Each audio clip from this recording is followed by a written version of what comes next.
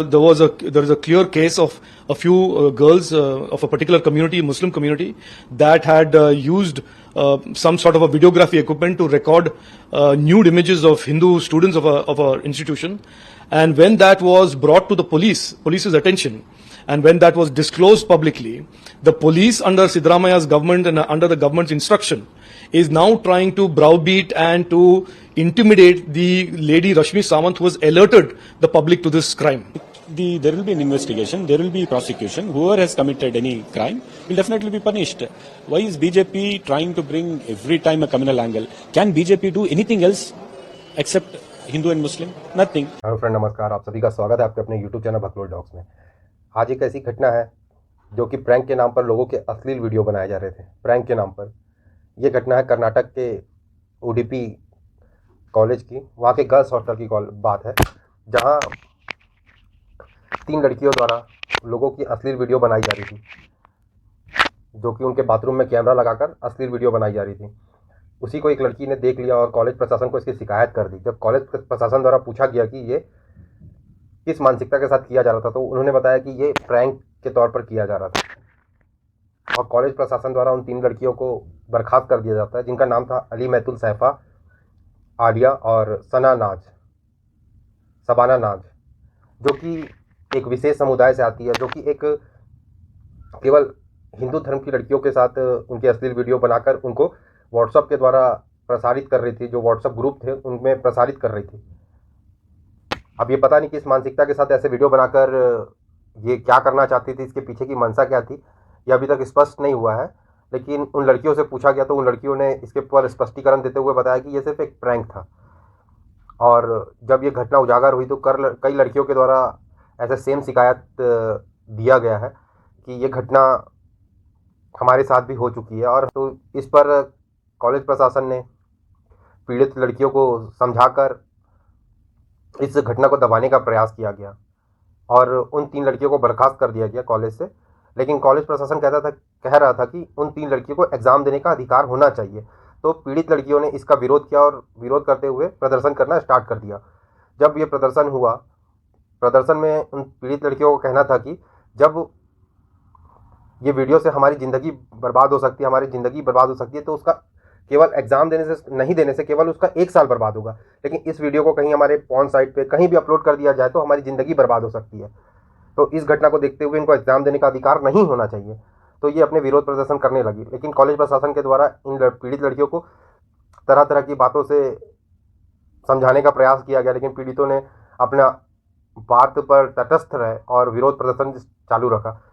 इसमें एंट्री होती है पुलिस जब आती है तो वो पीड़ितों का आवेदन लिखती है। लेकिन जब पीड़ितों के द्वारा आवेदन की प्रतिलिपि या कॉपी मांगी जाती है तो वो आवेदन की कॉपी देने से मना कर देते हैं और समझा बुझाकर अपनी बातों से समझाने का प्रयास करते हैं। लेकिन पीड़ित तो अपने बातों पर तटस्थ रहते हैं कि इस पर कार्रवाई होनी चाहिए। लेकिन जो 3 लड़की थी, अली मैतुल सैफा, शबाना नाज और आलिया, वो 3 लड़कियों को पुलिस थाने ले जाती है और उनके परिजन को बुलाकर उनको सौंप देती है। उसके बाद इस घटना पर मिट्टी डालने का प्रयास किया जाता है और इस घटना पर कोई कार्रवाई नहीं होती है। तब ये घटना कई एक्टिविस्टों को और मीडिया को पता चलती है, तो मीडिया यहाँ अपनी भूमिका निभाते, बजरंग दल अपनी भूमिका निभाते हुए यहाँ आती है। लेकिन बजरंग दल को, मीडिया को या फिर अन्य एक्टिविस्टों को इन पीड़ितों के साथ मिलने नहीं दिया जाता, बात करने नहीं दिया जाता है इस घटना को दबाने के लिए। लेकिन कई एक्टिविस्टों के द्वारा आवाज़ उठाने पर इस पर 23 जुलाई को इस पर FIR लिखी जाती है, जो कि घटना के 8 दिनों के बाद FIR लिखी जाती है। और जब से उन 3 लड़कियों को उनके परिजनों को सौंपा गया है, तब से वो 3 लड़कियां किसी को देखने में मिली है, ना तो किसी से बातचीत हुई है, ना कहीं किसी के सामने आई है। मतलब एक तौर पर वो अंडरग्राउंड हो चुकी है। अब इसमें दोनों की, पुलिस की भूमिका भी संदिग्ध है, क्योंकि जो कार्रवाई की जानी थी उन्होंने अपनी भूमिका को समझते हुए वो कार्रवाई नहीं की। जो उनको वहाँ अपना स्टैंड लेना था, अपना कार्रवाई करनी थी, पुलिस ने नहीं की। वहाँ पुलिस प्रशासन भी संदिग्ध है और कॉलेज प्रशासन भी संदिग्ध है, जो कि इस घटना को दबाने का प्रयास कर रही थी। कॉलेज प्रशासन इस अपनी झूठी मान सम्मान को बचाने के लिए, अपने कॉलेज के सम्मान को बचाने के लिए इसको दबाने का प्रयास कर रहे थे, जो कि एक तौर पर सही नहीं है। क्योंकि देखा गया कि कुछ महीना पहले ऐसे सेम घटना का आई थी, जिस पर भी मिट्टी डालने का प्रयास किया गया तो घटना को दबा दिया गया था। तो इससे उन 3 लड़कियों को या फिर अन्य जो लोग हैं जो ऐसे वीडियो रिकॉर्डिंग कर रहे थे उनको प्रोत्साहन मिला, तो ये घटना निरंतर स्टार्ट रही। तो अब जाके ये घटना लाइमलाइट में आई है, मतलब इस पर कार्रवाई हो रही है। अब देखते हैं इसमें क्या कार्रवाई होती है।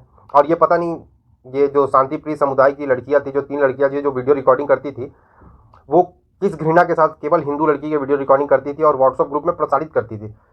अब इसकी मंशा जानना बहुत जरूरी है कि वो किस मंशा के तहत, किस अपनी, मतलब क्या उसका प्रयोजन है जो वीडियो बना रही थी, उसकी मंशा क्या है, ये जरूरी है कि वो जानना है। या तो उनको ब्लैकमेल करना चाहती थी, या किसी लड़कों को या व्हाट्सएप ग्रुप में किसी लड़कों को देखकर इनको ब्लैकमेल करना चाहती थी। इससे कई प्रकार की बातें हो सकती है, तो वो जानना बहुत ज़्यादा जरूरी है। लेकिन जब से इन 3 लड़कियों को उनको परिजन को सौंप दिया गया है, तब से वो लड़कियां किसी को देखने नहीं मिली है, वो अभी अंडरग्राउंड है। आगे देखते हैं इस घटना में क्या आगे पुलिस कार्रवाई करती है। और ये भी देखा गया कि जिस एक्टिविस्टों द्वारा इस घटना को आवाज़ उठाई गई है उनको थ्रेटन भी किया जा रहा है कई लोगों द्वारा, और पुलिस द्वारा भी थ्रेटन किया गया है।